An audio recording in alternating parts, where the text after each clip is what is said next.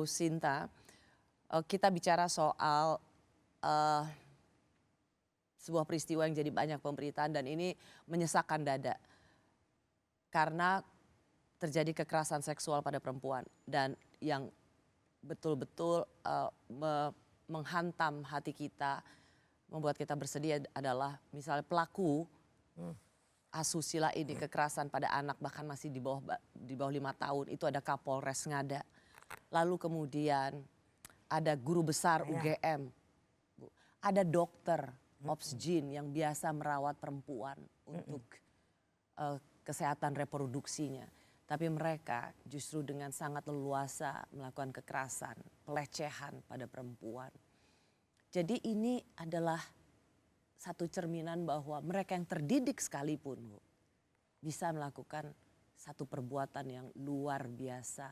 Yang sangat rendah sekali.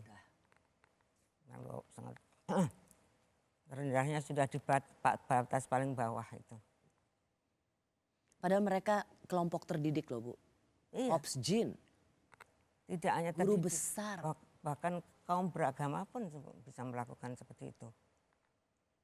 Itu karena sudah, ya moralnya sudah rusak.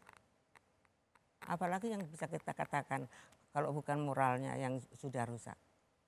Dan mereka lebih banyak menggunakan, menuruti hawa nafsunya belaka. Itu yang dituruti kan hawa nafsu. Hawa nafsu yang dibawa oleh setan. Nah itu kan yang diikuti. Itu karena kurang kuatnya batin mereka, kurang kuatnya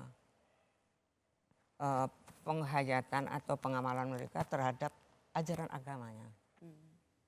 Itu yang kalau menurut saya itu yang membuat mereka lemah terhadap masalah yang seperti itu. Mudah tergoda. Bu, pelaku kita kutuk bersama dan kita sama-sama betul-betul menuntut keadilan dan hukuman yang sangat berat untuk para pelaku kejahatan seksual ini. Tapi yang tidak kalah pentingnya adalah korban yang perempuan. Ibu, ini tidak cukup hanya sekedar menghukum pelaku. Tapi bagaimana sesungguhnya perhatian kita bagi para korban. Karena begini Bu, sering sekali perempuan juga harus diam, tidak berani speak up atau berbicara. Karena tidak saja malu tetapi juga karena keluarga memintanya seperti itu. Ada nama baik keluarga yang harus dijaga. Menurut Ibu pilihan mana yang harus diambil oleh korban? Dalam kondisi seperti ini atau kejadian seperti ini memang sangat susah untuk menentukan pilihan. Pilihan ini sangat apa ya, sesuatu yang tidak bisa dipilih dengan mudah.